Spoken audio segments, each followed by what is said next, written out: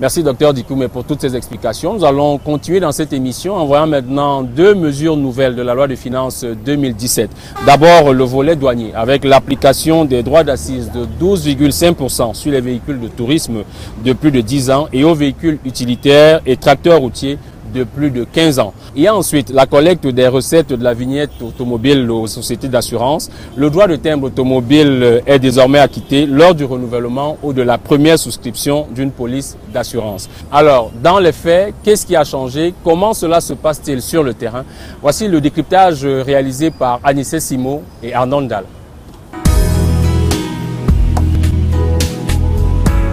La loi des finances 2017 a consacré l'entrée en vigueur de plusieurs mesures nouvelles.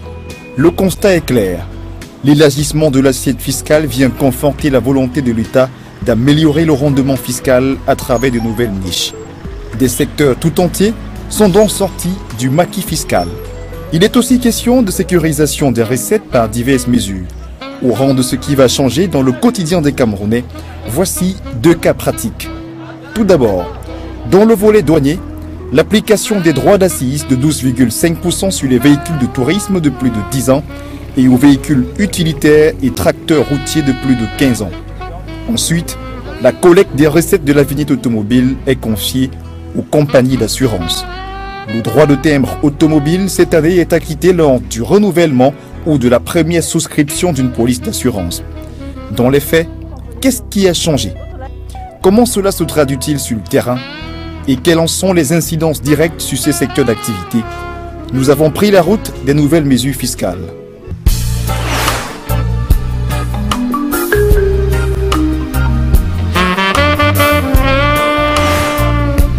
Pour ce qui est de la vignette automobile, l'un des premiers changements ce sera sa disparition des pare-brises de véhicules. Il n'est plus question de scruter ces derniers à la recherche du fameux timbre. Le paiement du droit de timbre automobile ne donne plus droit à la délivrance d'une vignette.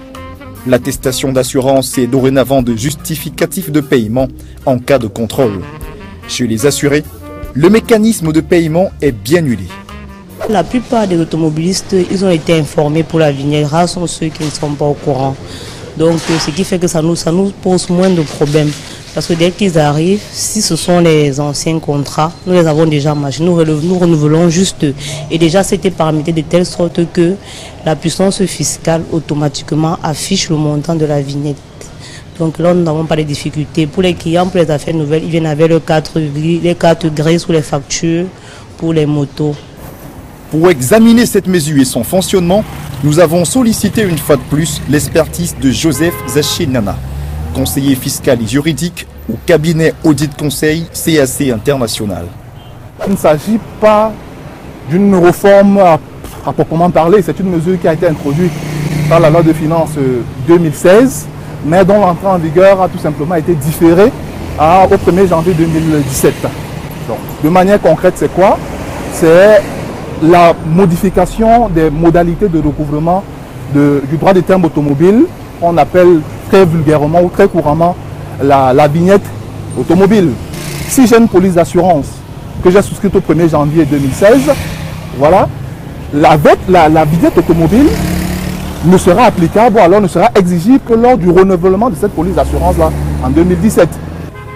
Cependant, le droit de timbre automobile se règle toujours en un seul paiement pour l'année. Au moment donc du renouvellement, si on reprend l'exemple de la police d'assurance de 3 mois que j'ai souscrite en 2017, le 1er février, et qui est arrivé à expiration le 31 mai, le 1er juin, ce qui se passe, c'est que je renouvelle ma police d'assurance, mais je ne paye plus une seconde fois la vignette automobile. Ça, c'est la subtilité. Donc, je ne paye plus une seconde fois la vignette automobile, puisque la vignette automobile, elle est annuelle et elle est payable en une traite. C'est-à-dire, voilà, on ne peut pas la payer autant de fois qu'il y a le renouvellement du contrat d'assurance au titre d'un exercice fiscal. Côté automobiliste, la mesure est plutôt bien accueillie. En tête de course des motifs de satisfaction se trouve la fin des tracasseries liées au paiement. Quand tu te rendais dans des centres d'impôt, recettes municipales, on te fait comprendre que les coupons de vignettes sont finis, ceci, cela. Mais je pense que cette fois-ci, toutes ces tracasseries-là, nous sommes épargnés.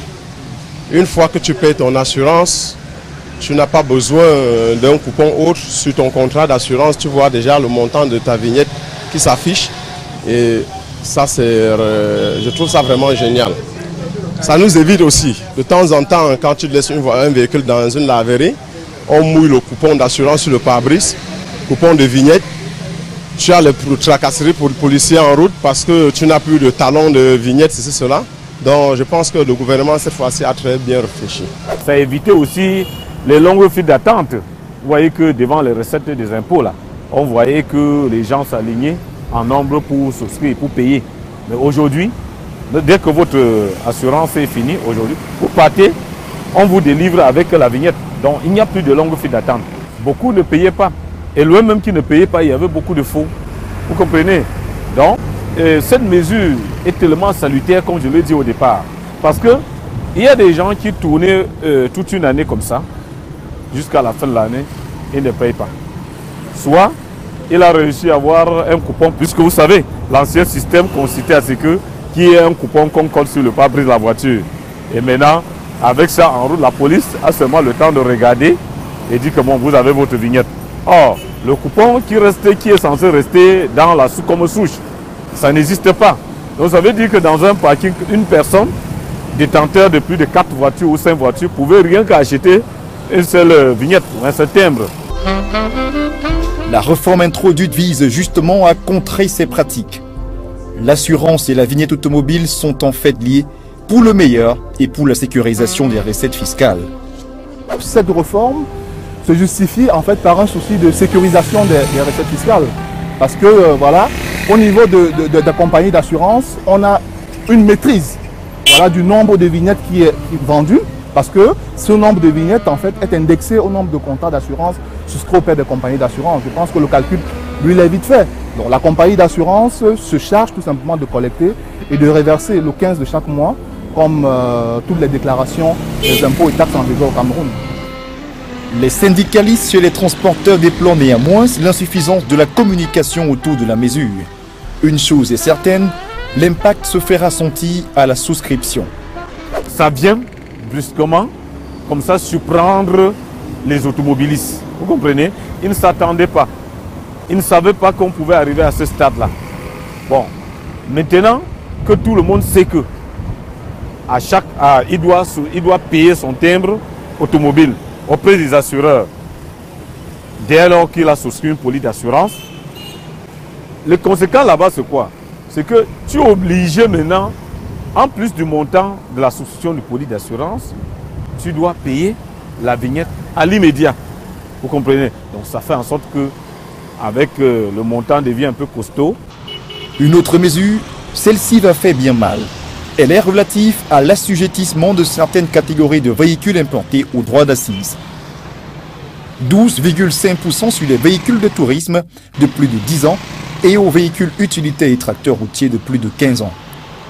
Un véhicule qui, avant l'entrée en vigueur de la loi de finances 2017 autant pour moi, était importé pour une valeur imposable de 10 millions.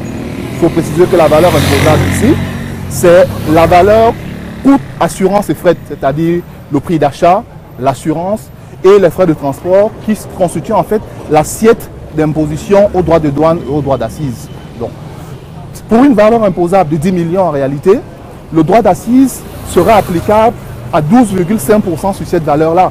C'est-à-dire le contribuable ou alors l'usager ou l'importateur du véhicule payera 1 250 000 en plus. Une mesure somme toute surprenante pour notre expert.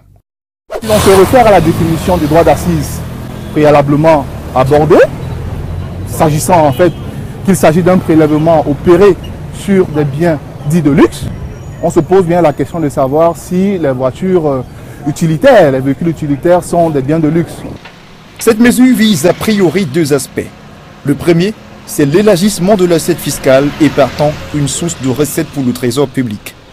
Le droit d'assises est prélevé sur le véhicule de tourisme ou sur le véhicule utilitaire de plus de 15 ans. Le second, c'est la protection de l'environnement. Le Cameroun ayant ratifié l'accord de Paris sur les changements climatiques, par cette mesure, marque donc son intérêt pour la préservation de l'environnement, même si Joseph émet des réserves à ce sujet. C'est une mesure qui s'inscrit dans le cadre de la limitation de l'émission de gaz à effet de serre. Notamment, on connaît généralement que la moyenne d'âge des véhicules d'occasion pour les véhicules de tourisme qui sont importés au Cameroun, les véhicules les plus neufs, en moyenne, datent de 10 ans. Je pense que c'est une mesure qui a été prise dans ce sens-là pour limiter les effets liés à la pollution. Mais je pense que la mesure qui a été prise est toutefois critiquable. Pourquoi? Parce que, comme je vous l'ai dit tout à l'heure, concernant par exemple les véhicules utilitaires qui ne sont pas des biens de luxe, l'imposition de tels véhicules au droit d'assises pour nous semble critiquable. Donc en lieu et place du droit d'assises, le législateur fiscal aurait pu introduire une taxe pollution qui se justifierait à juste titre dans ce cas-là. La casse coûtera désormais plus cher. L'État annonce ainsi et de manière subtile la lutte contre l'importation de la casse. Les importateurs rencontrés hors caméra au lieu-dit Hôtel Lundé à Douala avouent devoir réduire le volume des véhicules de ces catégories concernées. Bonne ou mauvaise nouvelle, la couche d'ozone peut pousser un ouf de soulagement.